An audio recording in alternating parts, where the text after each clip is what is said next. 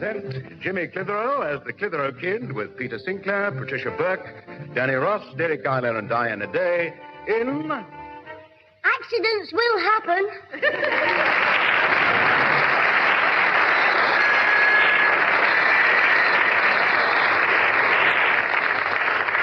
What's the time, Susan?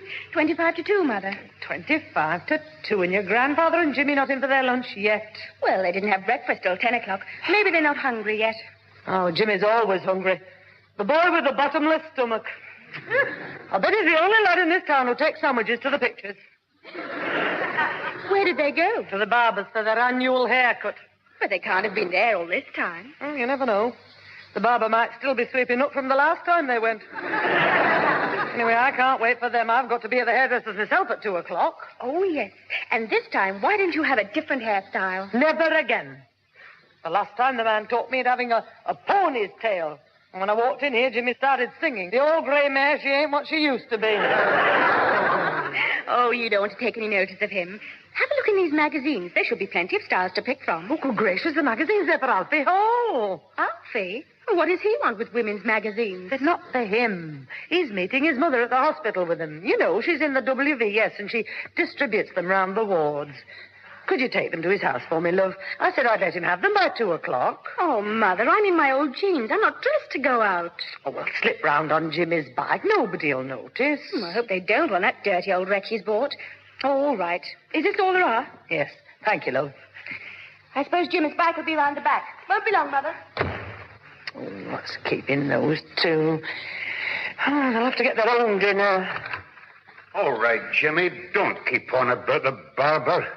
Well, it's the last time I go to him. He's not a barber. He's a sheep shearer. Now, what's the matter? Oh, he's annoyed just because the man cut his hair a wee bit short. A bit short? I asked for a Tony Curtis, and he gave me a David Nixon. Now, look, Jimmy, it's not as bad as all that. Go on, take your cap off, Jimmy, and show me. Why, do you want to laugh? Come on, Jim, do as your mother says. Oh, never mind. I've got no time to waste. I've got to go to the hairdresser's myself. Well, if you take my advice, as soon as you go in, hide his clippers. Pat, wait a minute. We haven't had our lunch yet. Well, you're late. You'll have to see to it yourself. I'm off out, and Susan's gone to Alfie Hall's on Jimmy's bicycle. You what? That's nice. No hair, no lunch, no bike. You'll get your lunch. But I thought you said it wasn't ready. It's in the kitchen. It just needs warming up. Surely you can do that. Look, I'm not complaining. It won't be the first time I've had to cook a meal. Why, when I was in the merchant navy, I once cooked for the whole ship's company. I'll bet that's what caused the mutiny on the Bounty.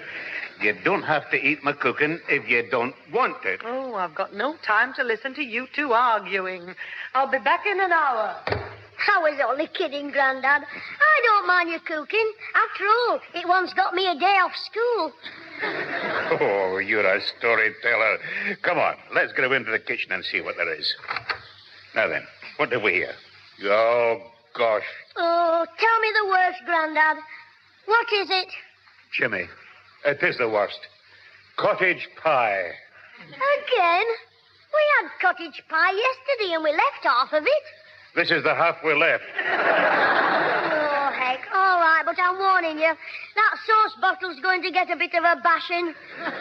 It'll do, and for a sweet, I'll make you a tapioca pudding. Oh, Grandad, and I thought you were my best friend. Oh, listen, Jimmy, tapioca pudding is very good for you. Why, when I was a lad, my mother often used to make it. No wonder you ran away to sea when you were 13. Oh, come on, Grandad, hurry up with the dinner. I keep getting funny noises in my tummy. All right, the pie's in the oven. I'll just light the gas. There's no gas. Got a shilling, Jimmy. Have I got a shilling? A poor lad like me? The last time I looked in my piggy bank, all I found was fluff. I suppose you spent all your money buying that broken-down old bike. Oh, it didn't cost much. I'm buying it from my pal Ozzy on the Never Never. What do you mean? Well, 2 bob down and a tanner every time Ozzy sees me first. Mind you, it needs doing up a bit. As soon as I get me pocket money, I'm taking it to the shop to get something put on it. What are you having put on it? Brakes. The policeman outside our school said they weren't good enough. When did he tell you that? Just after I ran into him on point duty. Jimmy, you mean Susan's gone to Alfie's on a bike with no brakes? How's she going to stop? Easy, do what I do. Drag her foot along the ground. Hey, was she wearing toeless shoes when she went out? I don't know. She will be when she comes back. If she ever comes back. Out of my way till I get to that telephone. I'm going to ring Alfie's and warn Susan not to ride that bike back home. If she comes to any harm, your mother'll go mad. Ah, it's engaged. How do you know? Because of the noise. Beep, beep, beep, beep. If you could play that on the guitar, it could be in the top 10. Never mind the jokes. Now, this is serious. I'll have to try later. Trust Alfie to be on the phone at a time like this. Oh, yes, Vicar. Certainly, Vicar. Yeah, I'll wait for you to come round, Vicar. Yeah, thank you for ringing, Vicar. Goodbye, Vicar. Yeah, I'm sorry, Susan. That was the Vicar. I would never have guessed. Yeah, he's bringing me some books to take to the hospital. He's fetching Little Women and Alice in Wonderland. Well, they should go down well in the men's ward. Oh, no, I'm taking them to the... Oh, are you joking? Yeah, anyway, thank you for bringing them magazines round from your mother's. I think I deserve a medal. I came on Jimmy's old bike and found there were no brakes. The only way I could stop it was by dragging my foot along the ground. Well, you want to tell him about that? You might have hurt yourself. I mean, riding a bike without brakes, it isn't easy to stop. You've got to use your head. Not to stop, to think. I mean, come in. Excuse me walking in, but can I use your phone? A woman's had an accident. Why didn't your brakes work? Brakes? She fell off a ladder next door. Next door? Hey, you mean Miss Chadwick? I don't know her name. There's nobody else in. I was just passing by. I think she's broken her leg. Oh, X. Oh. Hey, look, the phone's over there. Look, you better ring for an ambulance. I said, dial 27. No, I mean 3 9s. Not very much. Oh, well, I'd better go out and see what I can do. Give me that rug, Alfie. It's cold outside. Oh, why don't you wear your coat? It's not for me, for Miss Chadwick. If she's out there on her own, I'd better go to the hospital with her. Yeah, right on. As soon as the vicar's been, I'll come down to the hospital myself. Hey, I better phone your Jimmy and tell him to come round for his bike as soon as that man's finished. Oh, I want an ambulance, please. A lady...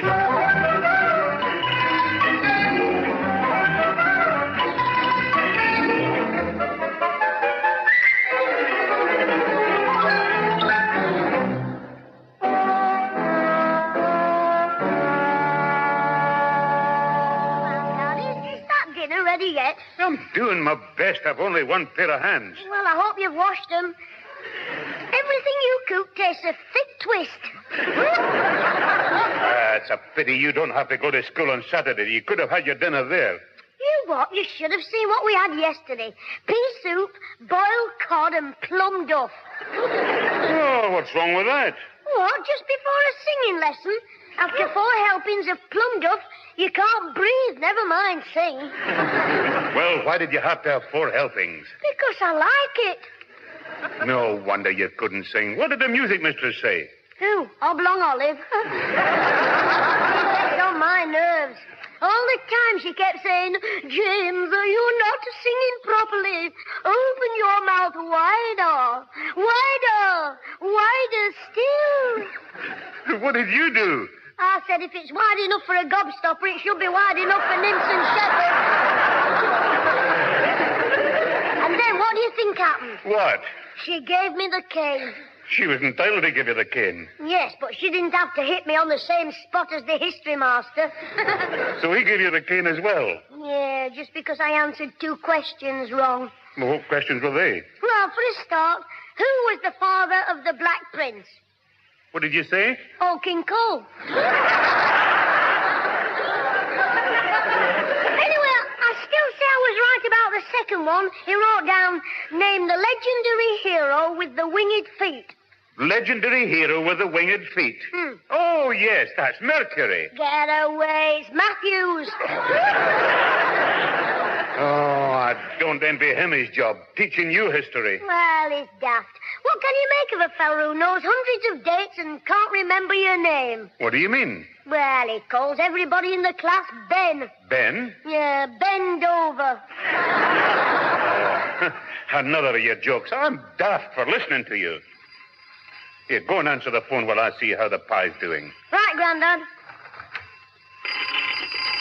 All right. Is that you, Jimmy? No, it's Big Chief Rumble Tummy. Hey, I've got a message for our Susan. Will you tell her? I've got no dinner and the bike's got no brakes. Yeah, well, we know all about that. I'm phoning you up to tell you to come round and collect your bike. Why can't our Susan fetch it? Well, because she's not here. She's on her way to the General Hospital. Did you say General Hospital? Yeah, there's been an accident. Hey, just a minute, Vicar. I'm on the phone, Vicar. Yeah, Jimmy, the vicar's at the door. I'll have to ring off. But wait a minute. How can we get in touch with our Susan? Yeah, well, I should try the casualty ward. Ta-da. Wait a minute, Alfie. He's hung up the twit. Oh, heck. When my mum finds out about this, I'll be in the next bed to our Susan. Come on, Jimmy. Help me set this table or we'll never get any dinner. Grandad, I don't want any. What are you talking about? Grandad, if I tell you something, you won't be cross, will you? Cross? What about? About what I'm going to tell you. Look, what have you got to tell me? Well, will you be cross? I don't know whether I'll be cross or not till you tell me what it is. I bet you will. Say what you've got to say before I lose my temper. Hey, are you cross and I haven't even told you yet? Jimmy, I promise I won't be cross. Now, what is it? Our Susan's had an accident on my bike with no brakes on, and you're not cross because you promised. You what? Of all that? How do you know? Alfie Hull just phoned. They've taken her to the General Hospital. Poor Susan. I knew this would happen with that old bike of yours. Come on, we'll have to find out what's wrong. I can tell you that. No brakes, 4 broken spokes, and the valve rubbers perished. I'm talking about Susan. Come on, we better go straight to the hospital. But we've had no dinner. Your dinner? What about poor Susan lying there in the hospital? We'll leave hers in the oven.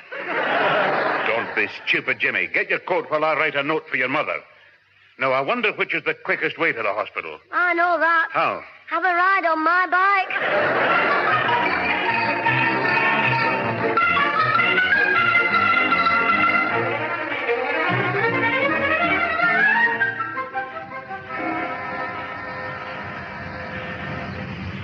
Hey, Grandad, I've never ridden in a taxi before. It's smashing, isn't it? Aye, very enjoyable. It's a long way to the hospital, isn't it? Aye, a very long way. Grandad, why do you keep staring at it like that? Staring at what? That little meter that keeps going up threatens the time. I'm just keeping my eye on the road. Oh, are you looking for shortcuts? Jimmy, I'm in no mood for jokes. Did you bring all those things for Susan? Yeah, they're all here. Grapes, magazines, lemon squash, bed jacket, alarm clock. What have you brought the alarm clock for?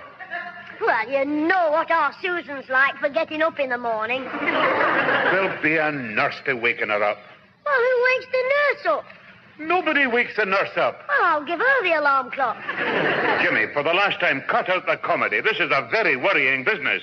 I don't know what your mother will think about it. But my mother doesn't know anything about the accident. I told Mrs. Peters over the road to ring her up at the hairdresser's.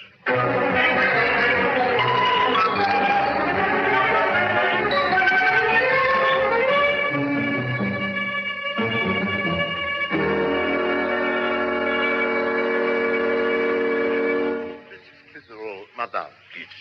Today, I give to you the special quarter. All I want is a shampoo and set. Oh, Mrs. Clitheroe, please. No. You are too conservative. The mayor, she comes in here. Now, I give to her upsweep, with the curls piled high on top of the head, yeah? Oui? And masses of curls piled high on the head, yes? And what is the result? Nobody will sit behind her in the pictures. Oh, madame, please, you joke, yes. No. She, listen, please, to me. She is a different woman. Yeah. Yes, I make a new style. Now, please, madame, just for you. Tight curls in front, windswept sides, a loose provocative curl, a blonde streak. Oui, come, let us be daring. Let us be cheeky. Let us be abandoned. I hope you're still talking about my hair. Oh, mais oui, madame. Look, see, last time I style your hair, you look so glamorous. Yeah, maybe you think so. I think you overdid it.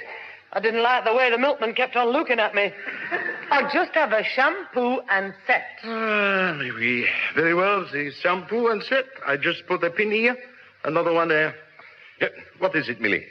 Oh, for Mrs. Clitheroe? Well, bring the extension over here, please. Mrs. Clitheroe, telephone for you, madame. Oh, thanks. Hello. Oh, it's you, Mrs. Peters? Yeah. What? Susan in hospital? Jimmy's bike? Oh, the poor girl. They've gone down there? Yes. Yes, thank you very much. I'll go right away. Thanks, Mrs. Peters.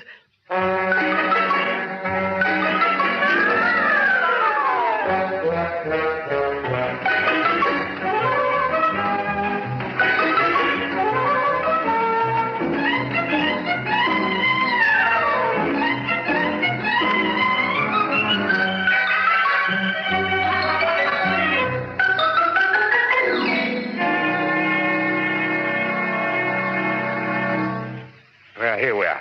Come on, Jim. There it is. That's the reception office over there. Oh, Grandad, that taxi driver didn't half give you a dirty look. He was expecting a tip, wasn't he?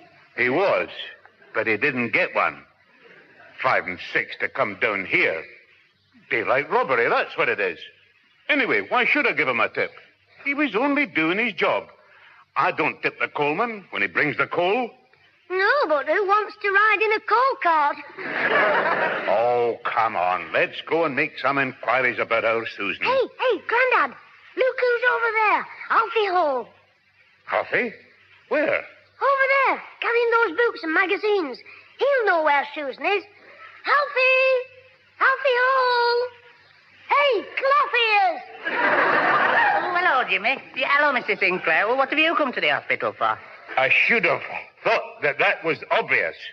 We want to see our Susan. Yes, you said on the phone she'd be in the casualty ward. Oh, she was, but she just got into the operating theatre. Why? Is there a Sean? That'll do, Jimmy. Yeah, anyway, I can't stand here gossiping. I'm in a hurry. Gossiping? Listen, when she went into the theatre, how did she look? Just the same as usual. Beautiful. Well, did she say anything? No, she just borrowed a fag off me and went in puffing away. Yeah, anyway, I've got to go now. Ta-ra. Grandad, did you hear that? She was smoking a cigarette. Aye, that's bravery for you. It's the Scottish ancestry that does it. But you're always telling her she shouldn't smoke. Well, this is different. When it's a question of sickness, I don't object to smoking. What? The only time I ever smoked, I was sick. And you tell me... That was different altogether. Oh, look. There's the operating theatre. Over there, through that door.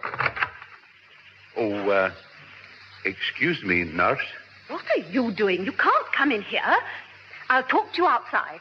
Who are you, anyway? He's me granddad. Well, he can't come into the operating theatre. We're inquiring about a patient, nurse. Mr. Alfred Hall told us she was brought in here from the casualty ward. Oh, yes, Mr. Hall. He said he was acquainted with the lady. Yes. Well, you see, we're relatives of hers. Oh, you are. Well, before she went under the anesthetic, she had quite a lot to say about her relations. If it hadn't been for you, this accident would never have happened. Yes, we understand. But you see... Letting her go up a ladder like that. Ladder? No wonder she had an accident. Fancy riding a bike up a ladder. Bike? She said she fell off a ladder. Poor lassie. Oh, she must have been delirious. What did you say about her relatives? Well, she mentioned her brother in no uncertain terms. Her brother? Yes. She blames the whole thing on him. She says from now on she's finished with him. Oh, I suppose that means she won't lend me any more elastic for me catapult. Jimmy.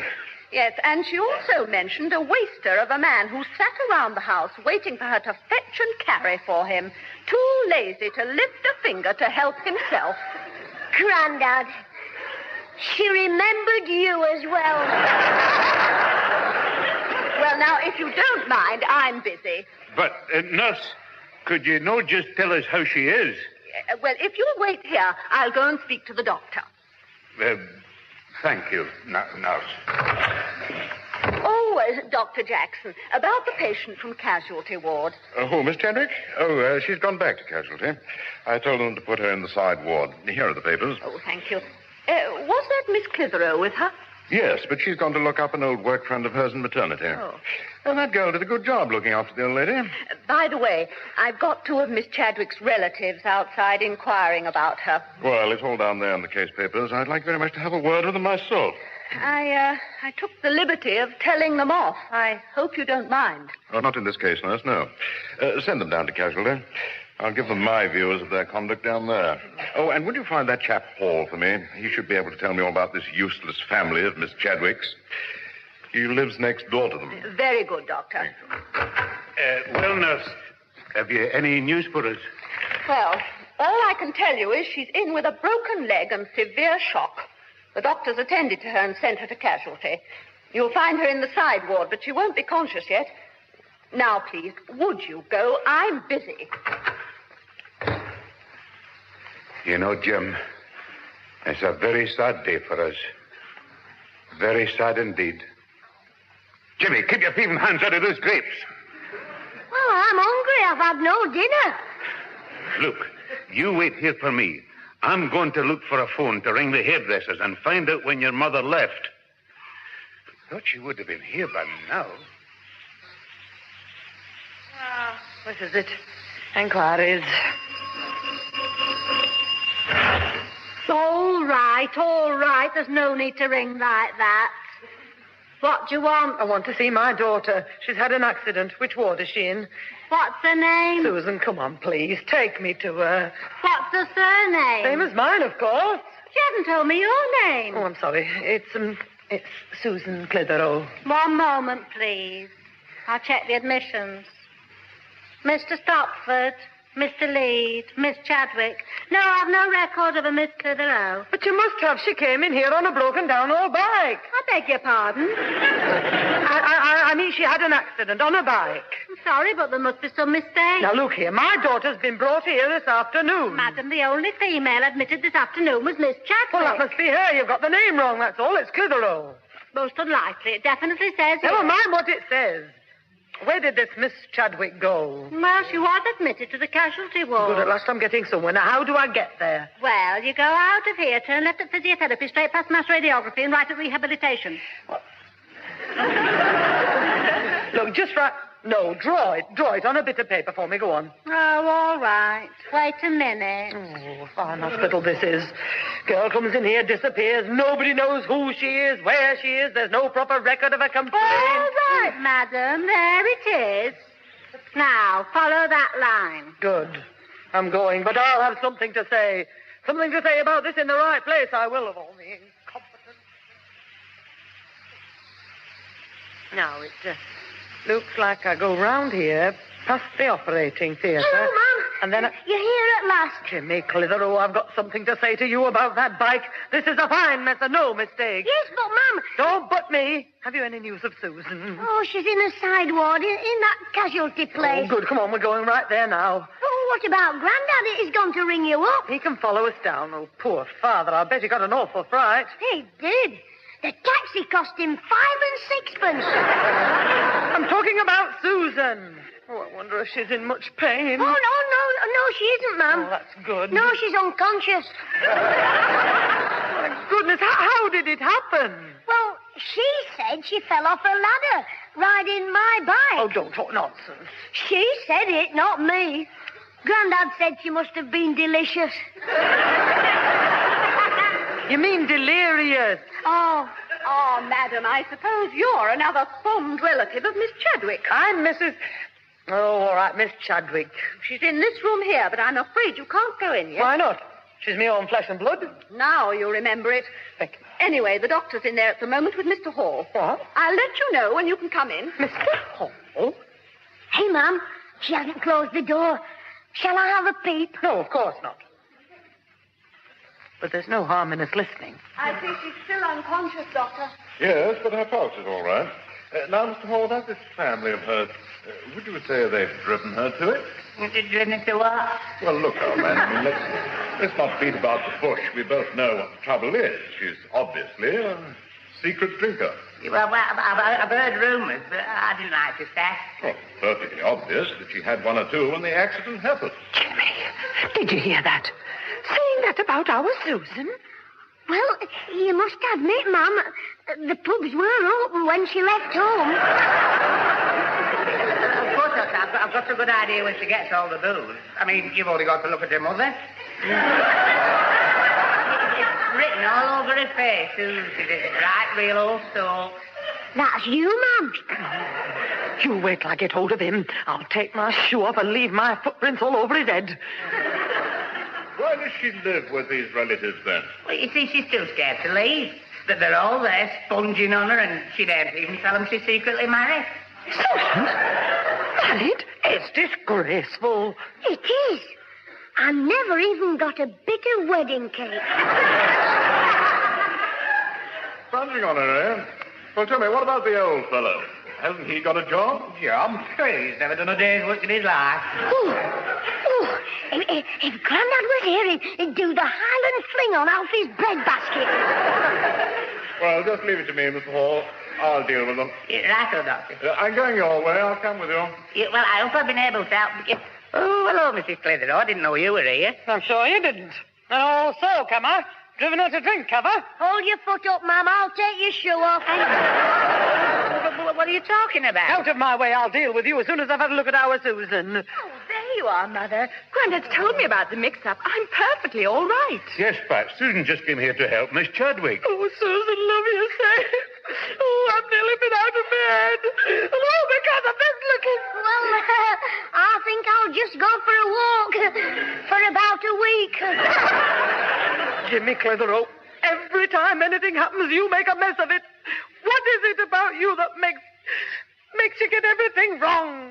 I don't know, Mum. But whatever it is, it never fails.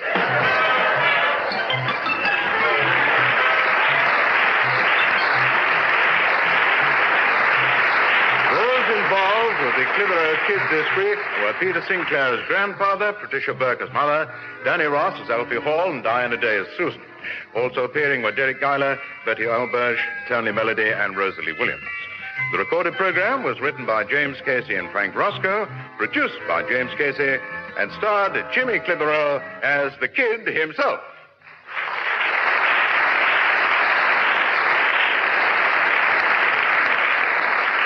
Hello.